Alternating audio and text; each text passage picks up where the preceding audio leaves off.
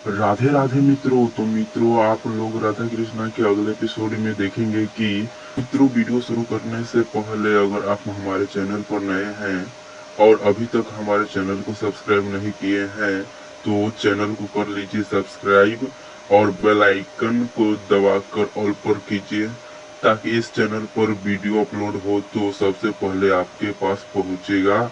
तो चलिए वीडियो को शुरू करते हैं मित्रों।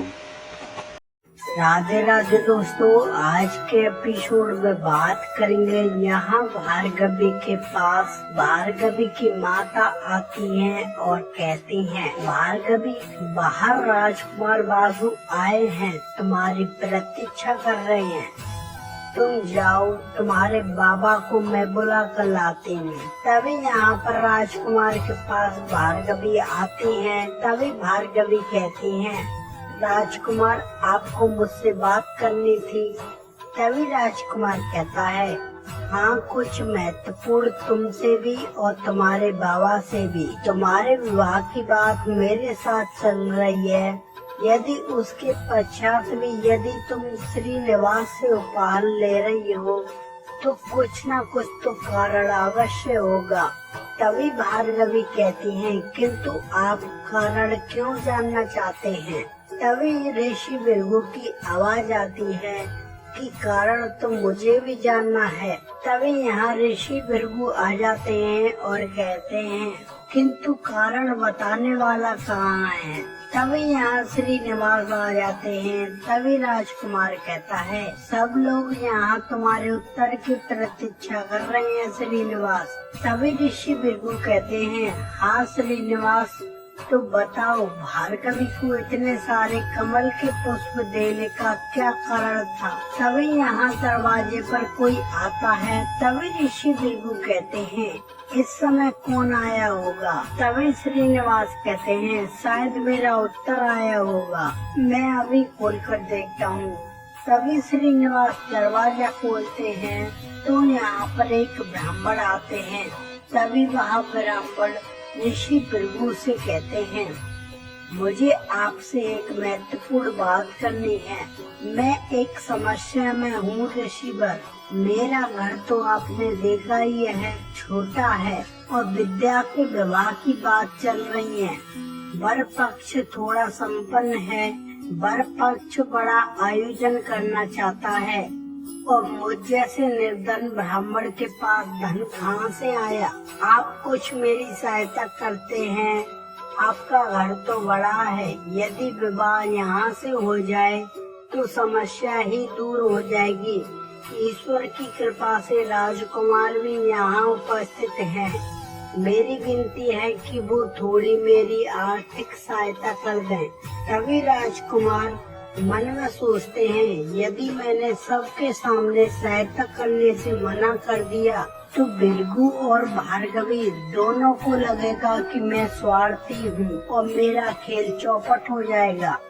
तभी राजकुमार कहता है, ब्राह्मण की सहायता करना यह तो मेरा सौभाग्य है। तभी ऋषि भृगु कहते हैं, लो, धन का प्रबंध तो हो गया और रही बात बड़े घर की तो विद्या का विवाह इसी घर से होगा। तभी ब्राह्मण कहते हैं, अब ऐसा लग रहा है कि मेरे जीवन में चमत्कार हो गया।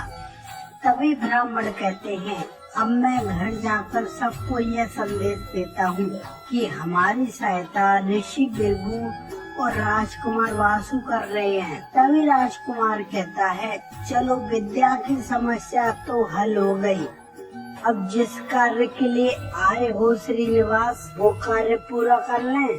तो बताओ, क्या कारण था भार्गवी के लिए इतने पुष्प लाने का? तभी श्रीनिवास कहते हैं, पुष्प देने का कारण ये विवाह था। वैसे भी मुझे भी ज्ञात नहीं कि यही कारण है, परंतु अब स्पष्ट हो गया। ये सब महादेव की कृपा से हुआ है, अर्थात यह विवाह इसी घर से होना था। मेरा आवाज सत्य निकला। तभी ऋषि भृगु कहते हैं, कैसा आवाज श्रीनिवास, क्या पहेलियां बुझा रहे हो? तभी श्रीनिवास कहते हैं, देखिए, मैं पहेलियां नहीं बुझा रहा हूँ, मैं नटराज के मंदिर में नटराज की पूजा कर रहा था और मुझे ऐसा आवाज हुआ कि नटराज साक्षात मुझे आकर कह रहे थे कि मुझे जाकर भार्गवी की सहायता करनी चाहिए। मैं यह सब सोचते हुए आ रहा था तो मेरी दृष्टि पड़ी उस तालाब पर जिसमें ये सारे पुष्प थे। अब देखिए, कमल जो है उसमें श्री का वास होता है, अर्थात लक्ष्मी का वास होता है। तो मैंने सोचा मैं कमल का पुष्प इस घर में ले आता हूँ, यहाँ पर जो भी संकट है उसका अंत हो जाएगा। क्या मेरा पुष्प लाने का विचार अनुचित था? तभी ऋषि भृगु कहते हैं, बात तो उचित है श्रीनिवास। जो प्रेरणा महादेव से मिली हो वो प्रेरणा अनुचित कैसे हो सकती है? तभी राजकुमार कहता है, चलो माना कि यह कहानी तुम्हारी सत्य है, किंतु एक पुष्प से भी तो कार्य हो सकता था, तो इतने सारे पुष्प लाने की क्या आवश्यकता थी? तभी श्रीनिवास कहते हैं, अब देखो, विद्या का विवाह इसी घर से होना था, जो कि हम में से कोई नहीं जानता था, किंतु अब हो रहा है। अब जिस घर में श्री जैसी पुत्री हो, लक्ष्मी जैसी पुत्री हो, अब उस घर से ऐसे किसी को बिना लक्ष्मी के आशीर्वाद के बिना कैसे भेजा जा सकता है? तो हर एक व्यक्ति को माँ लक्ष्मी के आशीर्वाद के स्वरूप में एक एक पुष्प दिया जाना चाहिए। तभी ऋषि भृगु कहते हैं, उत्तम कारण था श्रीनिवास। यदि कारण स्वयं महादेव हो तो कुछ भी अनुचित कैसे हो सकता है? इतना कहने के बाद ऋषि भृगु राजकुमार को बाहर छोड़ने के लिए चले जाते हैं। तभी भार्गवी श्रीनिवास से कहती हैं, झूठे कहीं के, ऐसा कब आवाज हुआ तुम्हें? पुष्प लाने की, पुष्प देने की हट तो मेरी थी, तुम्हें कब आवाज हुआ? तभी श्रीनिवास कहते हैं, किंतु तुम्हें तो आवाज हुआ ना, इसलिए तुमने इतने सारे पुष्प लाने का हट किया। ये प्रेरणा महादेव ने तुम्हें दी और तुम और मैं भिन्न तोड़ी हैं। तुम्हें आवाज हुआ अर्थात मुझे आवाज हुआ। और यहाँ गोविंदराज कपड़े धो रहे होते हैं, तभी यहाँ श्रीनिवास आकर बैठ जाते हैं। तभी गोविंदराज कहते हैं, क्या हुआ, ऐसे मुंह लटका कर क्यों बैठे हो? दुखी प्रतीत हो रहे हो, वहाँ ऐसा क्या हुआ है? तभी श्रीनिवास गोविंदराज के गले से लग जाते हैं और कहते हैं, अब क्या बताऊं मैं गोविंदराज, कहने के लिए कुछ शेष नहीं रहा।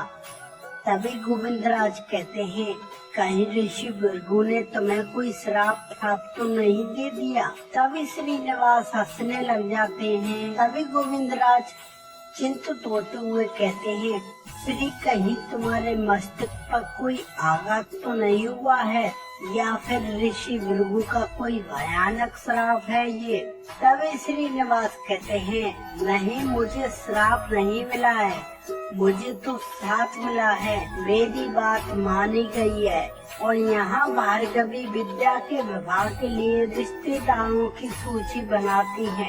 तभी भार्गवी की एक सखी कहती है, भार्गवी, क्या हम राजकुमारी पद्मावती को बुला सकते हैं विद्या के विवाह के लिए? अगर वो आ गई तो आनंद ही आ जाएगा। तभी भार्गवी कहती है, तुम सब सपने मत देखो, अरे वो राजकुमारी है, निर्धन ब्राह्मणों के घर वो क्यों आएंगी?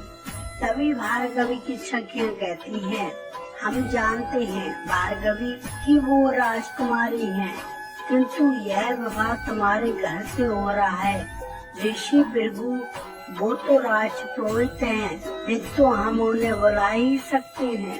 तभी भार्गवी को राजकुमारी की बातें स्मरण आती हैं। तभी भार्गवी कहती है, यदि इसमें तुम्हारी प्रसन्नता है तो मैं उन्हें अवश्य आमंत्रित करूंगी।